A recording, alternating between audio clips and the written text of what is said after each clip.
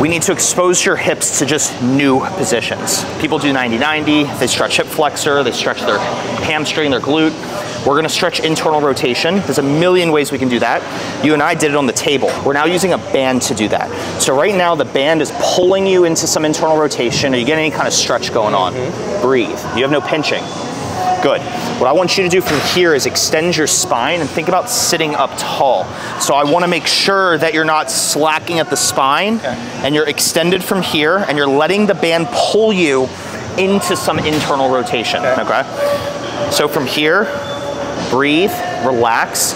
If you want, you can let the band pull you a bit further and you feel a deeper stretch. On a scale of 1 to 10, how much of a stretch are you getting? 7. Extend your spine more. Think about anteriorly tilting your pelvis. Does that exasperate the stretch that you're getting at all? And it should feel like a deep, bony stretch. That means you found internal rotation. That box is checked off. What you're gonna do now is do some isometrics. Because remember, we have this saying is that strength builds trust, trust builds range. You're weak there. So how do we get strong? By squeezing.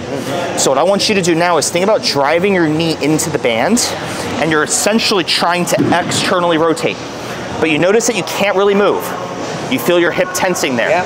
So push just however hard you can. Don't force it. Don't force it, right? So if I told you 100% effort, give me like 15%, 20%. And all you're trying to do is drive external rotation and you feel a contraction in the hip. Keep contracting.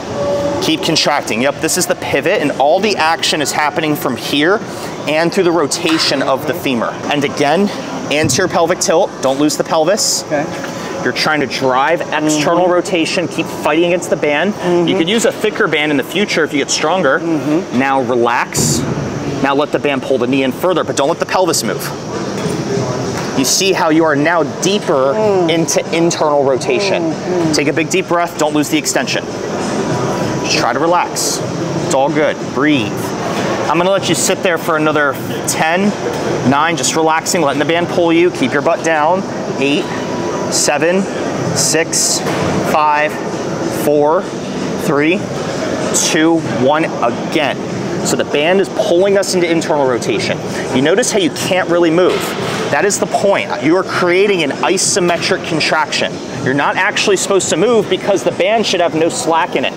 So you're trying to drive against my hand, you're trying to externally rotate. So essentially all you are doing is you're here and you're trying to rotate out, but you can't because the band is basically restricting you.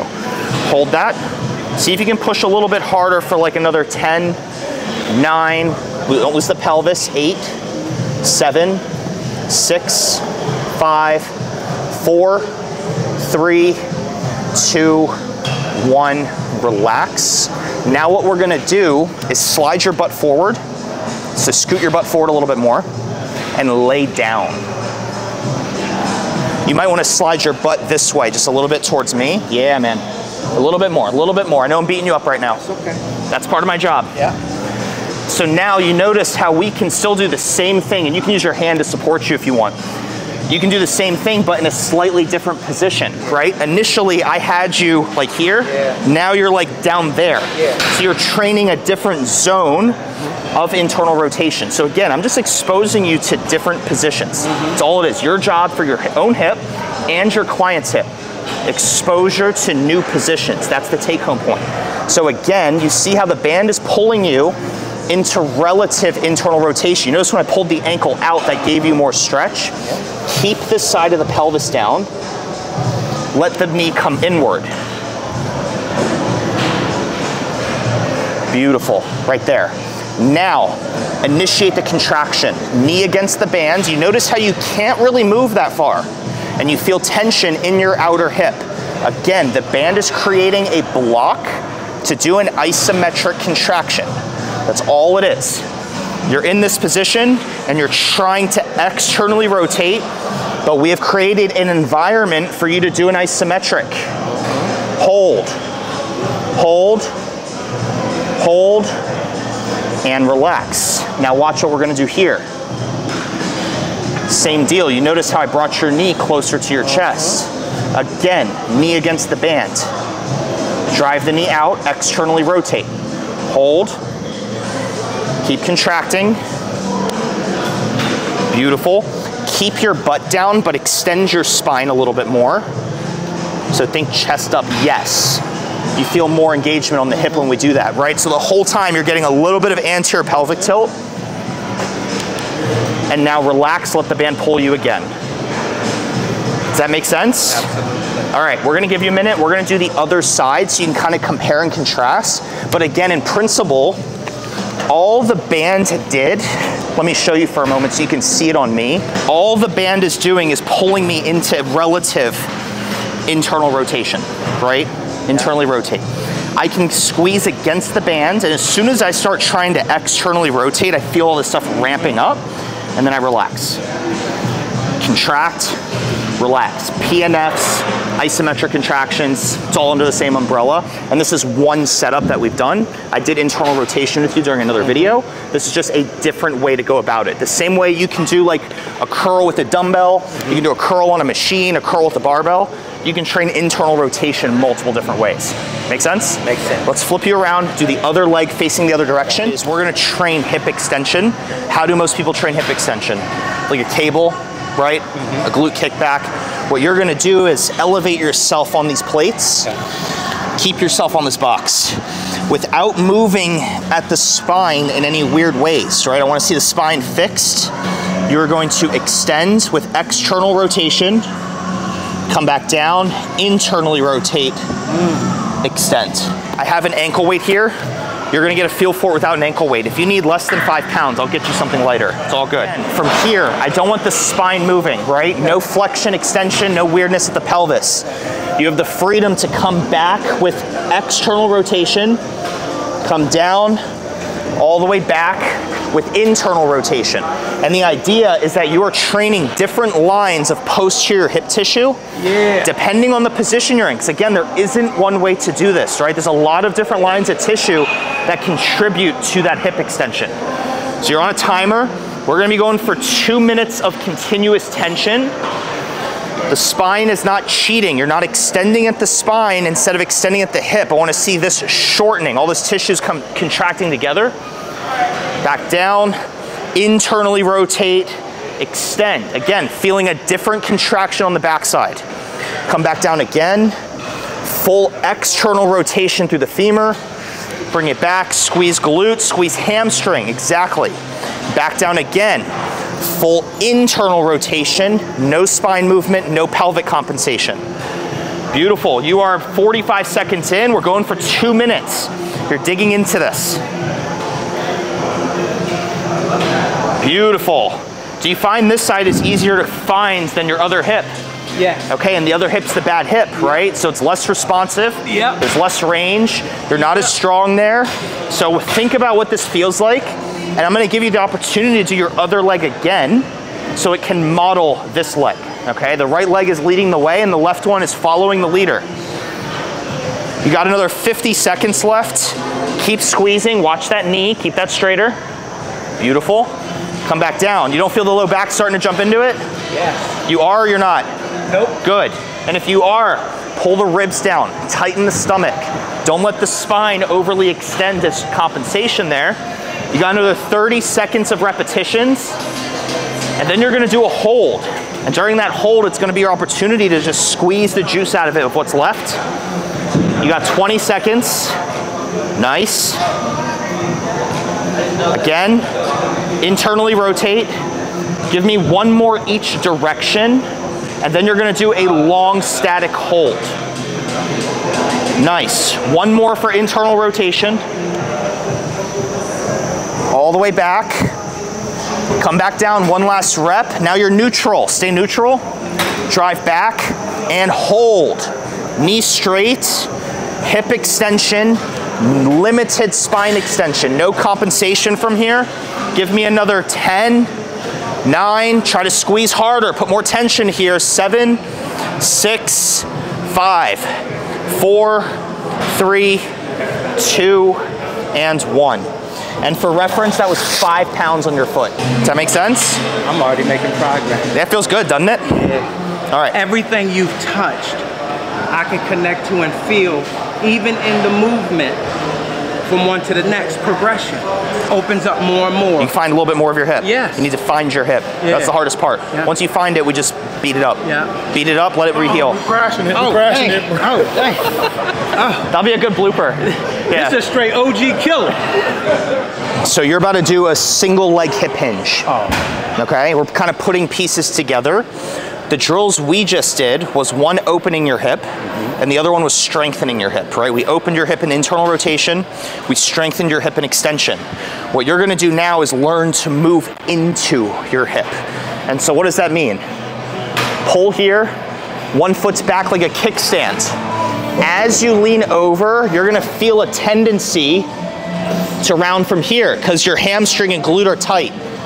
I want you to maintain anterior pelvic tilt, right? You see how my back's flat? Yeah. The pull is feedback for me so that I'm getting a stretch in the glute and hamstring, and then I come up and squeeze. Okay, so as you come down, again, you're gonna feel this tendency. You're using this to load the backside of your hip. The kickstand is there for balance, because if I didn't have you use a kickstand, you'd probably would start falling over, right? So the back leg is gonna be there to keep you in place. That is here for your spine to be fixed. I like the idea of head having contact with the pole, tailbone having contact with the pole.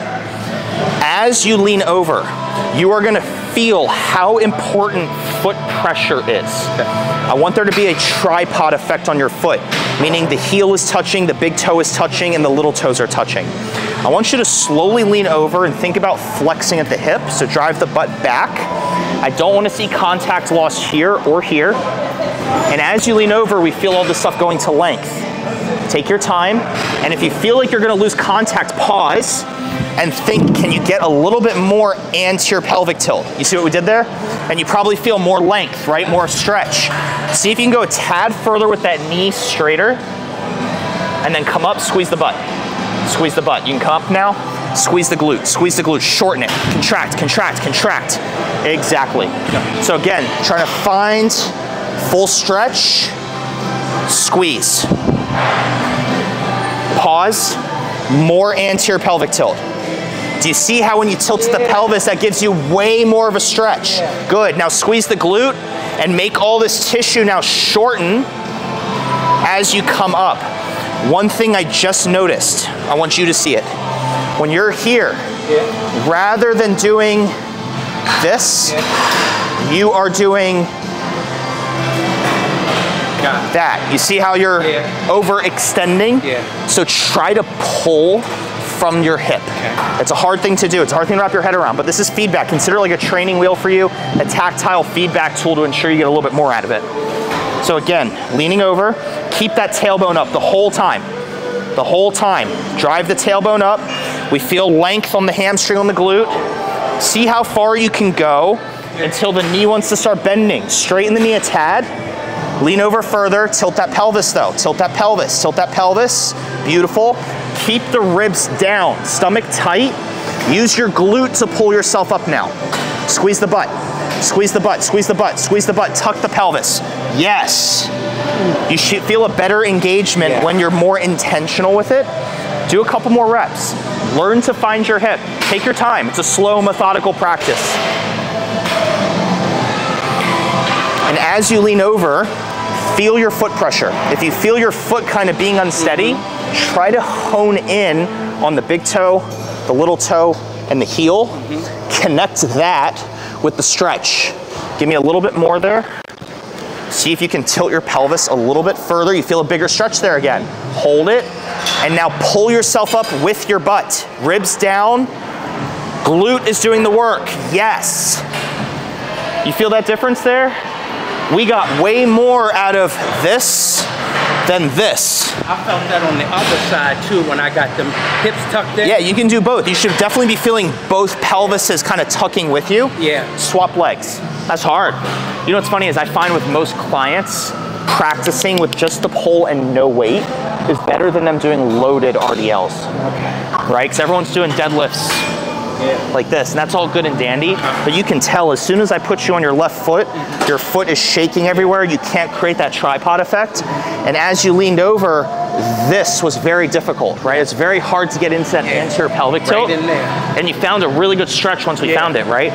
But it was so easy for you to want to use the spine. Very easy for my spine instead of the hip, right? And so part of your homework isn't to do more weight, more reps, more sets. It's just to do better. Think of it as a skill. Okay. We opened up your hip this way.